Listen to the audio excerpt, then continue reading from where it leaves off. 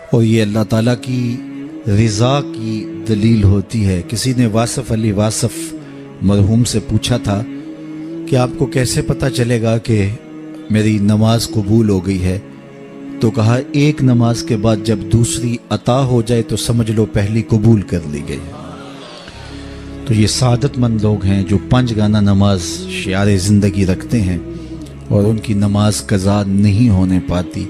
خوش نصیب لوگوں کا یہ مقسوم ہے، اور بد نصیب لوگوں کو یہ سزا کے طور پہ اللہ کے حضور حاضر ہونے سے محروم کر دیا جاتا ہے، اور وہ سمجھتے ہیں ہم نہیں پڑھتے۔ میں کہتا ہوں تم کون ہو نہ پڑھنے والے؟ وہ تمہیں اپنے در پہ بلاتا ہی نہیں، توفیق ہی نہیں نصیب ہوتی۔ وہ پرانے زمانے میں جب بڑی گہما گہمی ہوا کرتی تھی لاہور ریلوے اسٹیشن پر، تو لوگ جب آیا کرتے تھے تو کلی بھر کے ان کا سامان تھام لیتے اور جہاں ان کو جانا ہوتا وہاں پہنچا دیتے۔ تو ایک صاحب اترے تو ایک بوڑھے کلی نے سامان پکڑ لیا، تو جب اسٹیشن سے باہر آئے تو سامنے نوری مسجد پڑتی ہے، تو اس کے قریب پہنچ کر اس نے کہا کہ میکلوڈ روڈ پہ جانا تھا، تو کہا میری نماز اثر ابھی رہتی ہے تو تم سامان کے پاس رکو میں نماز پڑھ لوں۔ تو بابا جی اندر چلے گئے، نماز تعدیل ارکان کے ساتھ ادا کی۔ اب یہ بابو بہت پریشان تھا کہ کافی وقت لگ رہا ہے اور میں نے اپنے ہوٹل میں پہنچنا ہے، تو وہ بار بار اندر جھانکتا ہے تو بابا جی ابھی رکوع میں ہیں، بابا جی ابھی قیام میں ہیں، کبھی سجدے میں ہیں۔ خیر اس نے وقت گزارا، خیر بابا جی نے سلام پھیرا۔ ان کی عادت تھی کہ اس کے بعد تسبیحات فاطمہ بھی پڑھا کرتے تھے، تو وہ پڑھنے لگ گئے، تو اس کا پیمانہ صبر لبریز ہو گیا۔ تو یہ آگے بڑھا اور جہاں جوتے اتارے جاتے ہیں وہاں کھڑا ہو کے مسجد کے اندر جھانک کر کے کہتا ہے بابا آ بھی جا، تینوں کیڑی شے باہر نہیں آن دیندی؟ تو بابے نے پلٹ کے دیکھا اور ہنس کے کہا پتر جڑی شے تینوں اندر نہیں آن دیندی۔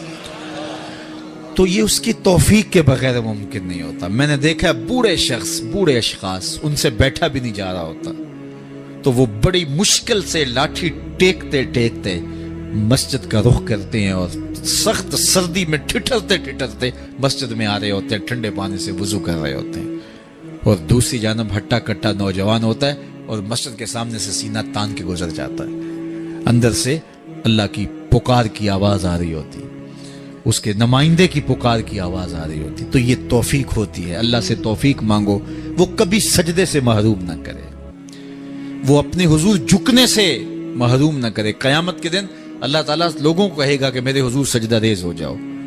آج اگر کوئی نماز پڑھتا ہے یا نہیں پڑھتا، قیامت کے دن تو چاہے گا کہ میں اس کی حضور سجدہ ریز ہو جاؤں۔ جب سورج سوا نیزے پہ ہوگا پھر تو کوئی انکار نہیں ہوگا۔ بے نمازی سجدہ کرنا چاہیں گے بھی کمر اکڑ جائے گی، نہیں کر پائیں گے۔ اللہ فرماتا ہے قرآن مجید کے اندر کچھ لوگ جہنم کو دھکیلے جا رہے ہوں گے، ان کے ملنے والے کوئی راستے میں ملیں گے اور ان کو کہیں گے ما سلککم فی سقر، تم جہنم میں کیوں جا رہے ہو؟ تو وہ کیا کہیں گے لم نکو من المصلین، ہم نماز نہیں پڑھا کرتے تھے۔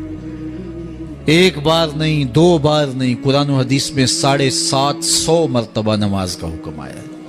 یار ایک بات میں آپ کو کہوں، ہمارے خطبہ کہتے ہیں کہو سبحان اللہ، تو سامعین نہ کہیں تو وہ ناراض ہو جاتے ہیں، کوئی مذاق کر دیں گے، پھر سخت غصے میں آ جائیں گے، کئی تو ناراض ہو کے تقریر چھوڑ دیتے ہیں کہ میں تمہارے پاس آیا ہوں، تم زور سے سبحان اللہ بھی نہیں کہتے۔ تو 3 مرتبہ 2 مرتبہ 4 مرتبہ ایک مکرر ایک بات کہے اور آپ نہ مانیں یا میں نہ مانوں تو وہ ناراض ہو جاتا ہے، اور میرا رب ایک بار نہیں 750 مرتبہ کہہ رہا ہے۔ نماز کا حکم اللہ اور اس کے رسول کی جانب سے 750 مرتبہ ہے۔